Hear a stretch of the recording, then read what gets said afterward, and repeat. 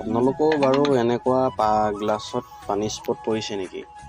আপোনালোকে এনেকুৱা পানী স্পট পৰিলে বহুত বেয়া দেখায়। বুজিছেনে কিমান স্পট বেয়া দেখাইছে?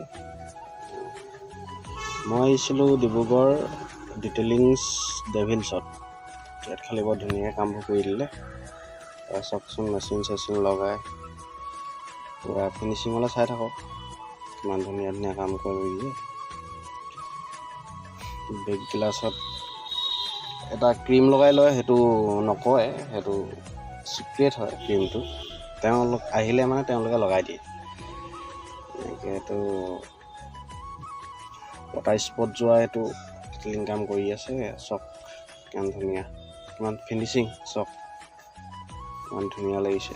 ৱাহ মজা,